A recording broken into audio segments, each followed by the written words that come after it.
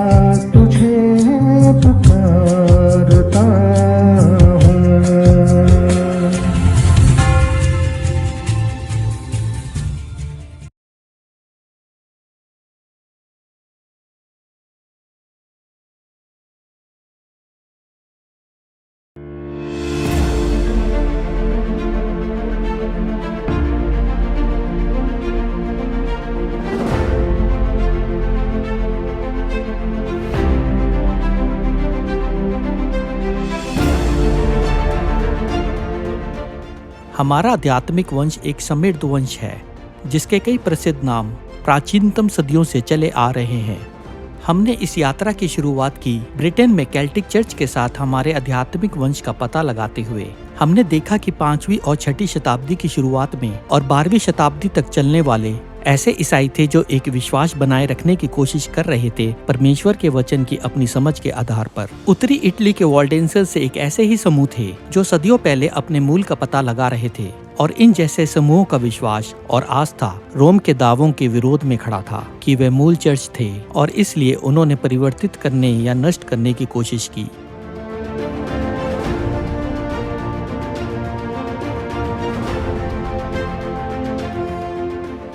घोर अंधकार के युग में जॉन विक्लिफ का उदय हुआ, सुबह का तारा।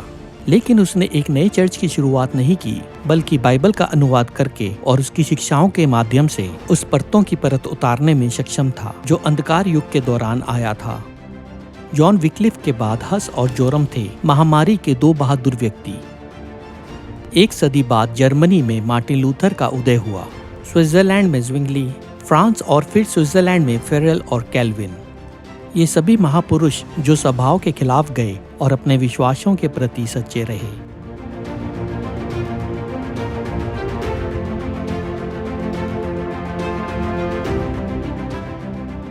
ब्रिटेन में विलियम टेंडल बाइबल का एक सुंदर अनुवाद प्रस्तुत करेगा, कुछ ऐसा जो उसके जीवन की कीमत लेगी।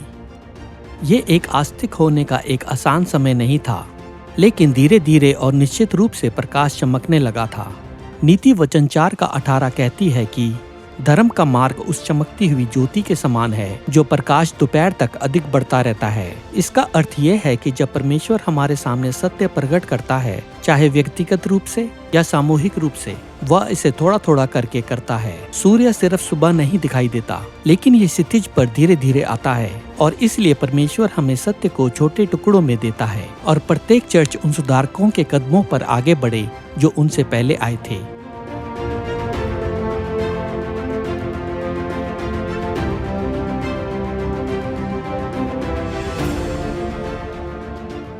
औचित्य, पवित्र की सच्चाई, बपतिस्मा, ईसाई दान, स्वतंत्रता और दूसरा आगमन सभी धीरे धीरे वापस आ गया।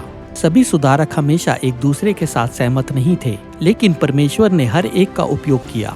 जैसे ही 1798 में 1260 की भविष्यवाणी के समापित के साथ अंधकार युग का अंत हुआ और दुनिया ने एक समय अवधि में प्रवेश किया जिसे अंत समय के रूप में जाना जाता है, भविष्यवाणी में कहा गया है ज्ञान बढ़ेगा। इसकी व्याख्या विज्ञान या ज्ञान या टेक्नोलॉजी के रूप में नहीं किया जाना चाहिए, बल्कि बाइबल की पुस्तकों का ज्ञान, विशेष रूप से डैनियल और प्रकाशित वाक्य, हमें तभी समझ आएगा जब हम अंत के करीब पहुंचेंगे। सुधार के दौरान हुई भारी उपलब्धियों के बावजूद प्रकाशित वाक्य 12 बताती है कि स्त्री या चर्च के बाद 1260 साल की भविष्यवाणी के अंत में उत्पीड़न से बाहर आ जाएगा और परमेश्वर के पास समय के अंत में एक अवशेष होगा। एक अवशेष जो प्रकाशित वाक्य 12 का 17 में बताता है, परमेश्वर की आज्ञाओं का पालन करेंगे और यीशु की गवाही देंगे। लेकिन ये कौन होगा और परमेश्वर इनकी अगुवाई कैसे करेंगे 19वीं, 20वीं और 21वीं सदी में? अगले सीरीज में हमारे साथ जुड़ें जैसे हम इस यात्रा को जारी रखते हैं और समय के साथ हमारे आध्यात्मिक वंश का पता लगाते हैं।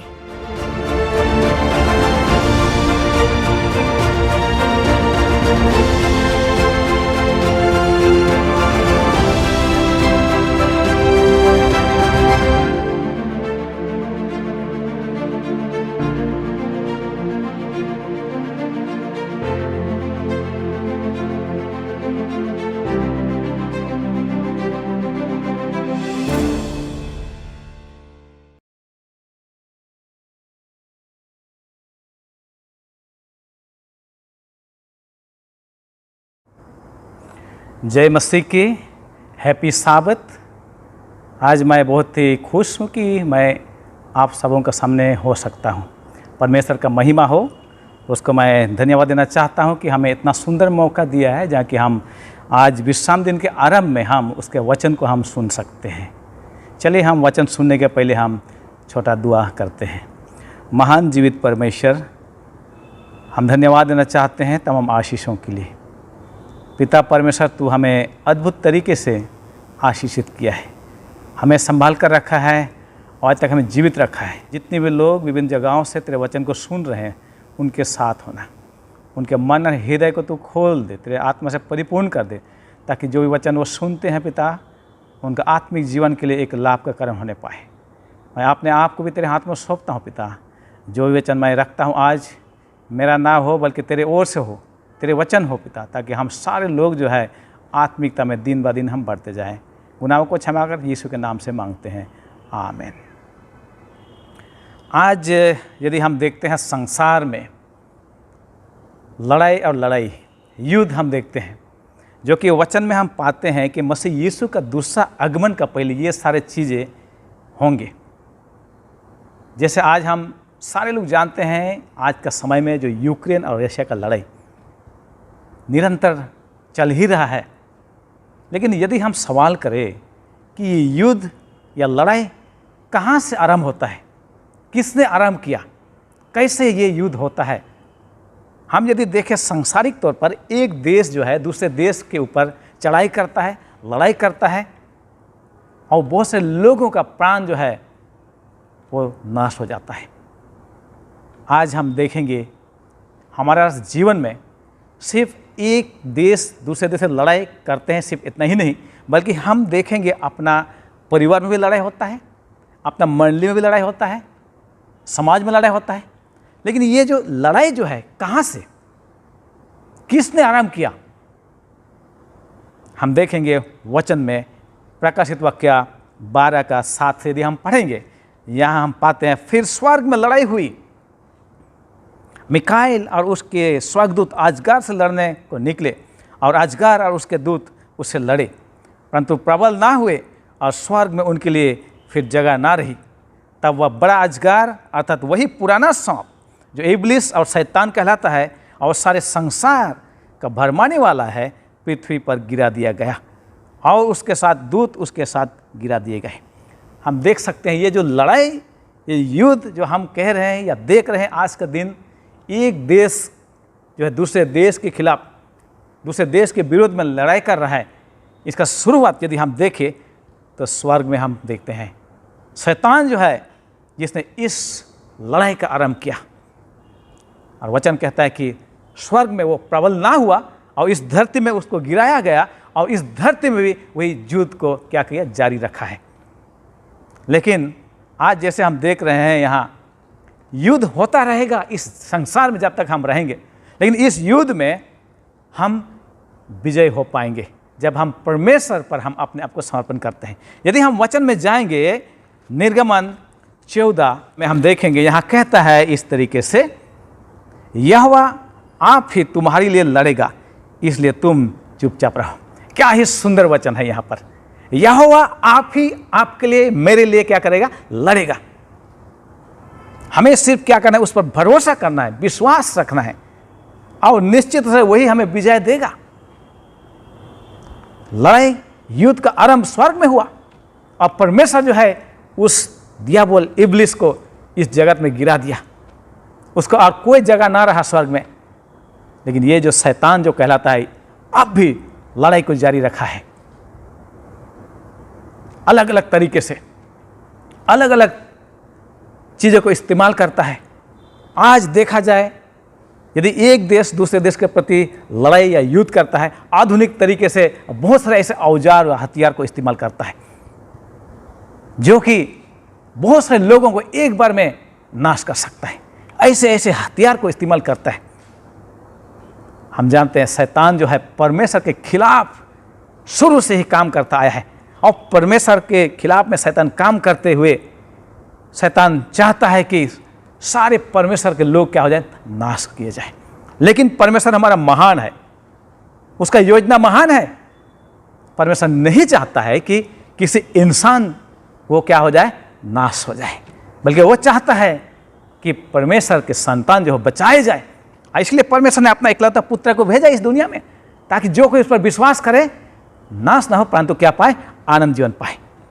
यदि हम व्यवस्था विवरण 1 का 30 को देखें, यहाँ कहता है, तुम्हारा परमेश्वर यहोवा जो तुम्हारे आगे आगे चलता है, वह आप तुम्हारी ओर से लड़ेगा। हम देख सकते हैं, हो सकता है हमारा जीवन में ऐसा युद्ध हो रहा हो जो कि हिंसा डह का युद्ध, तो इसमें हम कैसे विजय हासिल करें? सिर्फ परमेश्वर ही हमें विजय दिला सकता है। आज यदि हम देख रहे हैं यूक्रेन रशिया लड़ाई कर रहे हैं, लेकिन उससे भी बढ़कर हमारा मन और दिमाग में लड़ाई चल रहा होगा हमारा, उस महान संघर्ष, इसमें विजय कौन दिला सकता है? परमेश्वर। यहां कहता है तुम्हारा परमेश्वर यहोवा जो तुम्हारे आगे आगे चलता है, वह आप तुम्हारी ओर से लड़ेगा, जैसे कि उसने मिस्र में तुम्हारे देखते तुम्हारे लिए किया। मिस्र में इजरायली लोगों के लिए परमेश्वर ने आश्चर्य काम किया, उसने उनके लिए उसने लड़ा। और आज भी वही परमेश्वर है जो कि आप और हमारे लिए वो लड़ने के लिए तैयार है। सिर्फ आप और हम जो है उस पर समर्पित हो जाए, उनको लड़ने दे हम, और हम विजयी हो जाएंगे।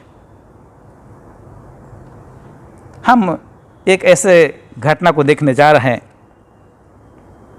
जहां पर परमेश्वर अपने लोगों को अद्भुत तरीके से विजय दिलाता है। इसको हम पाते हैं न्यायों के पुस्तक में। साथ यदि हम देखेंगे यहाँ गिदोन के विषय पे हम पाते हैं यहाँ पर किस तरीके से परमेश्वर जो है गिदोन के द्वारा उस युद्ध में अपने लोगों को बचाता है।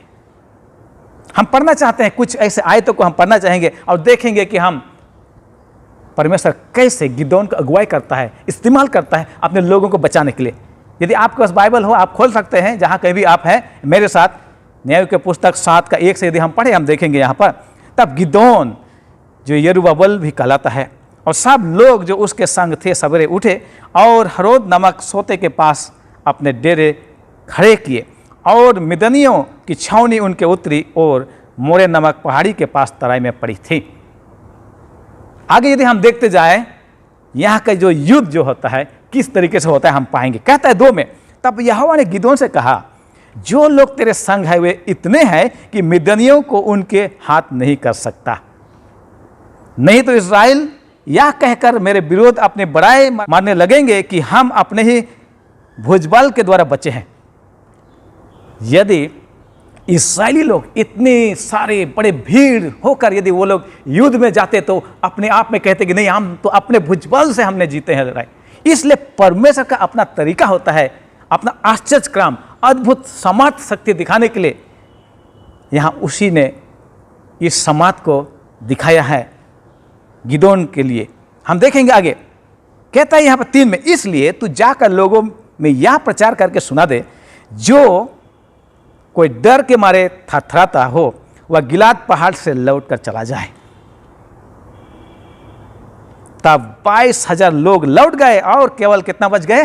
10,000 लोग। हम सोच सकते हैं लड़ाई में जाने के लिए तैयार होना चाहिए, हिम्मत ढाढ़स होना चाहिए। और यहाँ परमेश्वर ने गिदोन को कह दिया, यदि किसी को डर आता हो तो यहीं से क्या हो जाए, वो वापस चले जाए। और हम देखते हैं यहाँ पर 22,000 लोग लौट गए और बच गए कितने? 10,000 लोग रह गए। उसका मतलब यहाँ पाते 22 और 10 32,000 लोग थे यहाँ पर। और परमेश्वर के दृष्टि में ये लोग बहुत बड़े भीड़ थे। यदि ये लोग लड़ाई के लिए जाते तो ये लोग अपने बल से जीते हुए युद्ध को इस तरह कहते हुए लोग, लेकिन परमेश्वर चाहता है कि नहीं, ऐसा ना हो। इसलिए कहा कि जिसको डर है यहीं से लौट जाए। अब 22,000 लोग लौट कर चले गए, 10,000 बच जाते हैं। उसके बाद कहा जाता है, फिर यहोवा ने गिदोन से कहा, अब भी लोग अधिक है। अब देखिए यहाँ पर 10,000 लोग बच गए, 22,000 चले गए। फिर भी परमेश्वर कहता है गिदोन को, अब भी बहुत अधिक है, उन्हें सोते के पास नीचे ले चल, वहाँ मैं उन्हें तेरे लिए परखूंगा, और जिस जिस के विषय में मैं तुझे कहूँ या तेरे संग चले वह तो तेरे संग चले, और जिस जिस के विषय मैं कहूँ या तेरे संग ना जाए वह ना जाए। यहाँ एक परीक्षा दिया जा रहा है यहाँ पर, किन को ले जाना है उस लड़ाई के लिए। 5 में हम पाते हैं, तब वह उनको सोते के पास नीचे ले गया। वहाँ यहोवा ने गिदोन से कहा, जितने कुत्ते के समान जीभ से पानी चपड़ चपड़ करके पिए उनको अलग रख, और वैसा ही उन्हें भी जो घुटने टेक कर पिए। 6 में कहता है, जिन्होंने मुंह में हाथ लगा चपड़ चपड़ करके पानी पिया उनको तू गिनती कर उनका कितना हुआ? 300 ठहर गया, 300 गिनती में आ गया, और बाकी सब लोगों ने घुटने टेक कर पानी पिया। तब यहोवा ने गिदोन से कहा, इन 300 चपड़ चपड़ करके पीने वालों के द्वारा मैं तुमको छुड़ाऊंगा और मिद्यानियों को तेरे हाथ में कर दूंगा। आप देखिए 22,000 कहाँ 10,000, और आप कितने रह गए? 300। और परमेश्वर कहता है इन 300 के द्वारा ही आपको क्या करूंगा? छुड़ाऊंगा। क्या ही आश्चर्य, क्या ही अद्भुत है परमेश्वर का योजना। यहां आगे कहता है 8 में, तब उन 300 लोगों ने अपने साथ भोजन सामग्री ली और अपने अपने नरसिंगे लिए, और उसने इज़राइल के अन्य सब पुरुषों को अपने अपने डेरे की ओर भेज दिया, परंतु उन 300 पुरुषों को अपने पास रख छोड़ा, और मिद्यान की छावनी उसके नीचे तराई में पड़ी थी। 300 लोगों को ले रखा गिदोन ने। यदि हम आगे पढ़ते जाए हम पाएंगे बहुत ही रोचक और रोमांचक बात। यहाँ पर कहता है, यहाँ आगे, उसी रात यहोवा ने उससे कहा, उठ छावनी पर चढ़ाई कर, क्योंकि मैं उसे तेरे हाथ कर देता हूं। लड़ाई जो है परमेश्वर जीत चुका है। यहां कहते हैं, परंतु यदि तू चढ़ाई करते डरता हो तो उसके सेवक फूरा को संग लेकर छावनी के पास जाकर सुन कि वे क्या कह रहे हैं। उसके बाद तुझे उस छावनी पर चढ़ाई करने का साहस होगा। तब वह अपने सेवक फूरा को संग ले उन हथियार बांधों के पास जो छावनी के छोर पर थे उतर गया। मिद्यानी और अमलेकी और सब पूर्वी लोग तो टिड्डियों के समान बहुत से तराई में फैल पड़े थे। बहुत सारे लोग थे यहाँ पर टिड्डियों के तरह, और उनके ऊँट समुद्र तट की बालू के किनको की समान गिनती से बाहर थे। जब गिदोन वहाँ आया तब एक जन अपने किसी संगी से अपना स्वप्न यों कह रहा था, सुन मैंने स्वप्न में क्या देखा है कि जाओ कि एक रोटी लुढ़कते लुढ़कते मिद्यान की छावनी में आई और डेरे को ऐसा टक्कर मारा कि वह गिर गया, और उसको ऐसा उलट दिया कि डेरा गिर पड़ा रहा। उसके संगी ने उत्तर दिया, या योआश के पुत्र गिदोन नामक एक इस्राएली पुरुष की तलवार को छोड़ कुछ नहीं है। उसी के हाथ में परमेश्वर ने मिद्यान को सारी छावनी समेत कर दिया है। परमेश्वर अद्भुत तरीके से गिदोन के हाथों में मिद्यान को सौंप दिया। यहाँ हम पाते हैं परमेश्वर का जो अद्भुत कार्य, 300 लोगों के द्वारा एक युद्ध जीतना या विजय हासिल करना, ये इंसान के द्वारा संभव नहीं। वचन में यदि हम आगे देखते जाएं, कहता है यहाँ पर, उस स्वप्न का वर्णन और फल सुनकर गिदोन ने दंडवत किया और इस्राएल के छावनी में लौट कर कहा, उठो, यहोवा ने मिद्यानी सेना को तुम्हारे वश में कर दिया है। तब उसने उन 300 पुरुषों के 3 झुंड किए, और एक एक पुरुष के हाथ में एक नारसिंगा और खाली घड़ा, और घड़ों के भीतर एक मशाल थी। हम यहाँ देखेंगे 3 ऐसा हथियार का इस्तेमाल किया गया। यदि आज के ज़माने में यदि युद्ध होता है तो हम देख सकते हैं न्यूक्लियर बम, एटम बम और क्या क्या नहीं हो सकता, लेकिन यहाँ हम देखते हैं नारसिंगा, खाली घड़ा और मशाल, ये 3 हथियार का इस्तेमाल हुआ उस लड़ाई में विजय पाने के लिए। कहता है, फिर उसने उनसे कहा, मुझे देखो और वैसा ही करो। सुनो, जब मैं उस छावनी के छोर पर पहुंचूं तब जैसा मैं करूं वैसा ही तुम भी करना, अर्थात जब मैं और मेरे सब संगी नरसिंगा फूके तब तुम भी छावनी के चारों ओर नरसिंगा फूकना और ललकारना, यहोवा की और गिदोन की तलवार कहकर। ये लड़ाई जो है अद्भुत है। क्या ऐसा लड़ाई होता क्या? अभी हमारे जीवन में इस आधुनिक समय में हम देखें कि लड़ाई कैसा होता है, सारे आधुनिक हथियार का इस्तेमाल होता है, लेकिन यहाँ हम देखते हैं नरसिंगा, खाली घड़ा और मशाल के द्वारा। यहाँ कहता है, बीच वाले पहाड़ के आरंभ में ज्यों ही पहरुए की बदली हुई, त्यों ही गिदोन अपने संग के 100 पुरुष समेत छावनी के छोर पर गया और नरसिंगे के फूंक दिया और अपने हाथ के घड़ों को तोड़ डाला। तब तीनों झुंडों ने नरसिंगे को फूंका और घड़ों को तोड़ा, और अपने अपने बाएं हाथ में मशाल और दाहिने हाथ में फूंकने को नरसिंगा लिए हुए चिल्ला उठे, यहोवा की तलवार और गिदोन की तलवार। ये देखिए किस तरह का लड़ाई है। ये अपने अपने जगह में खड़े होकर नरसिंगा, खाली घड़ा और मशाल से लड़ाई हो रही है यहाँ पर, और इसी का विजय होता है, क्योंकि हमने पहले देखा है कि परमेश्वर जो है अपने लोगों के लिए युद्ध करता है, आगे आगे चलता है और वही लड़ाई पर विजय हासिल करता है। और यहाँ हम देख पाते हैं गिदोन के साथ यही होता है, जहाँ 22,000 लोग वापस चले जाता है, 10,000 फिर चले जाता है, 300 लोग रह जाता है, और यहाँ पर अद्भुत तरीके से परमेश्वर जो है गिदोन के द्वारा इस विजय को हासिल दिलाता है इस युद्ध में। मुझे तो सबसे आश्चर्य लगता है जो हथियार का इस्तेमाल यहाँ होता है, मशाल, खाली घड़ा, नरसिंगा, ये क्या कोई औजार है क्या? ये अब का समय में, अभी के समय में यदि कोई ये 3 औजार को लेकर लड़ने जाए तो लोग हंसेंगे, लोग कहेंगे ये क्या हो रहा है। लेकिन परमेश्वर के दृष्टि में सारे कुछ संभव है, क्योंकि युद्ध किसका है? परमेश्वर का है। आज जितने भी विभिन्न जगहों से सुन रहे हैं इस संदेश को, हो सकता है आपका हृदय में, आपका मन में युद्ध हो रहा हो। हम देख सकते हैं समाज में युद्ध, परिवार में युद्ध, हिंसा का, डाह का और तरह तरह का बुराई का। हमें विजय यदि पाना है तो परमेश्वर के पास आना है। जैसे हमने पढ़ के सुनाया है निर्गमन 14 में, मैं और एक बार पढ़ना चाहता हूं। यहां कहता है इस तरीके से, यहोवा आप ही तुम्हारे लिए लड़ेगा। हर बुराई से छुटकारा देने के लिए परमेश्वर सक्षम है। क्यों ना परिवार में हो आर्थिक युद्ध, हो सकता है शारीरिक युद्ध, मानसिक युद्ध, आत्मिक युद्ध, परमेश्वर ही हमें इससे छुटकारा और विजय दिलाएगा। क्योंकि वचन कहता है यहोवा आप ही तुम्हारे लिए क्या करेगा? लड़ेगा। हम सुने हैं प्रकाशित वाक्य में जैसे पढ़े हम कि स्वर्ग में लड़ाई हुआ और कौन विजय हुआ? परमेश्वर। उस दियाबुल जो शैतान, जो लूसीफर, उसको गिराया गया इस जगत में। वही परमेश्वर है जो आज भी आप और हमको हमारे व्यक्तिगत युद्ध में विजय दिलाने को तैयार है। वही परमेश्वर जो है बड़े बड़े आश्चर्य काम, अद्भुत काम करता है। यदि हम भजन संहिता 136 का 4 में यहां हम पाते हैं, उसको छोड़ कोई बड़े बड़े आश्चर्य काम नहीं करता। सिर्फ और सिर्फ परमेश्वर है जो कि हमारे जीवन में बड़े बड़े आश्चर्य काम करने का क्षमता रखता है। 300 लोगों के द्वारा युद्ध में विजय हासिल करना ये अविश्वसनीय है,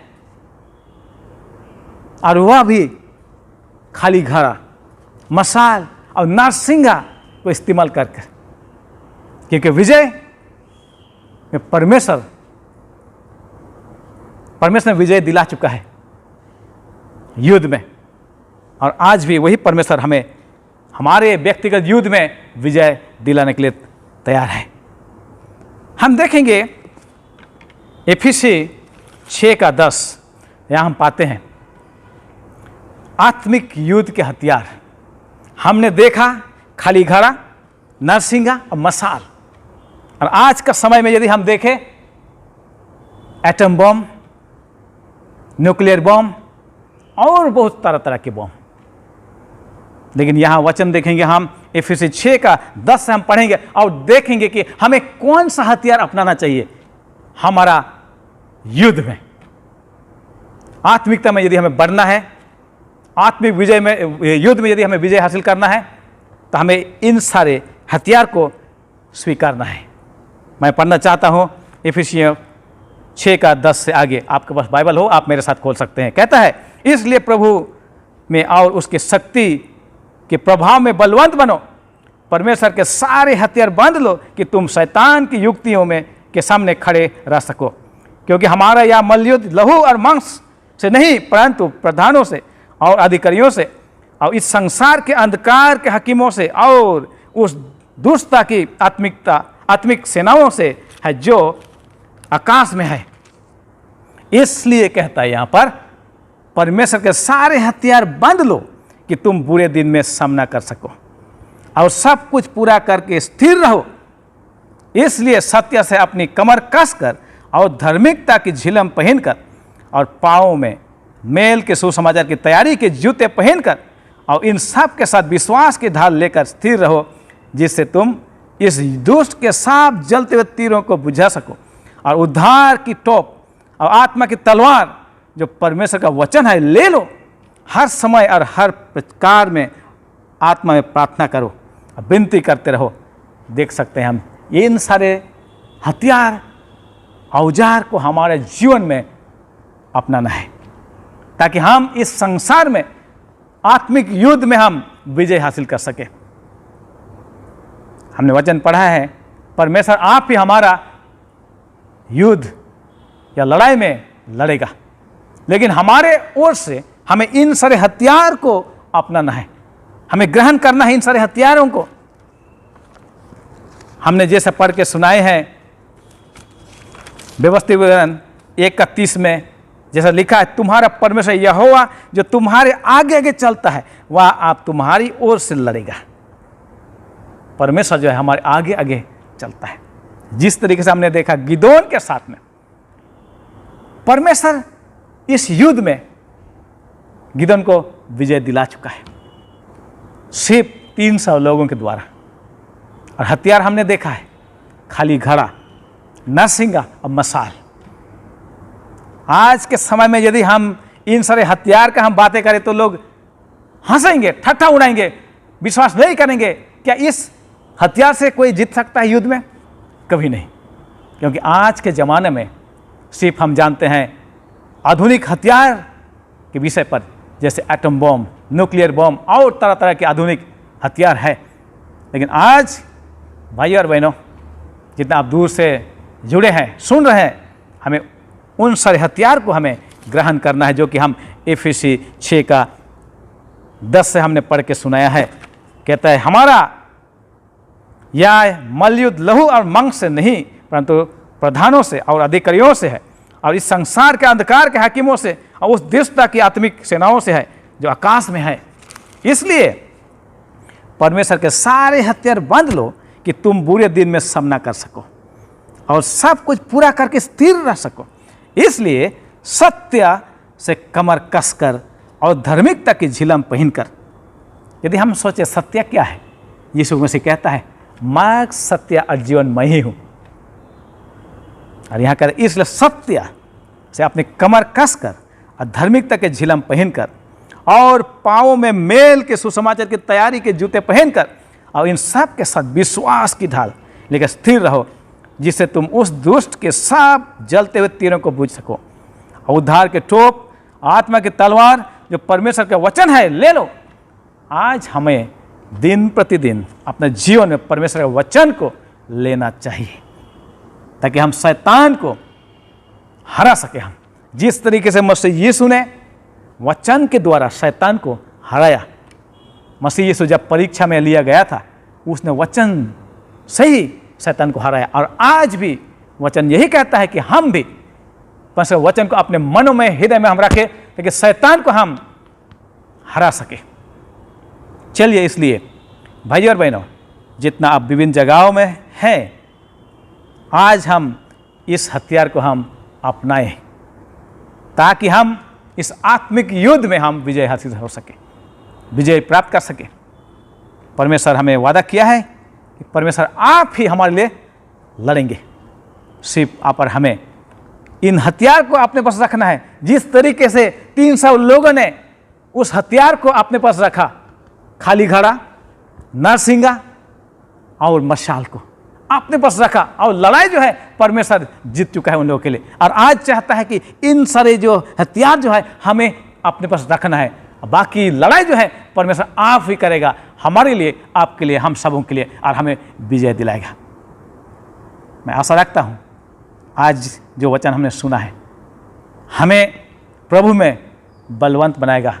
जैसे हम इस हथियार को अपने जीवन में रखते हैं, हम हर युद्ध में, जो कि आत्मिकता में हमारे जीवन में हम पाते हैं, युद्ध या लड़ाई, उसमें हम विजय प्राप्त कर सकते हैं। ईश्वर आप सबों को आशीषित करे। चलिए हम अंत में दुआ करते हैं। महान जीवित परमेश्वर, तू महान है सचमुच में, तू प्रेमी पिता परमेश्वर है। हम गुनहगार पापी हैं, तेरे चरण में आने योग्य नहीं, लेकिन पिता तेरा अनुग्रह हमारे जीवन में है, इसलिए आज तक हम जीवित पाए जाते हैं। पिता धन्यवाद देना चाहते हैं आज का दिन के लिए, जहाँ सुंदर वचन जो हमारे जीवन के लिए आज मिला हमें। होने दे पिता परमेश्वर, हम इस वचन को अपने हृदय में रख सके, खास करके उन सारे हथियार को हम ग्रहण कर सके, ताकि शैतान के हर युद्ध में, हर परीक्षा में हम विजयी हो सके। जिस तरीके से वचन कहता है, परमेश्वर आप ही आपके लिए लड़ेगा। हमें उन हथियार को अपने पास रखना है।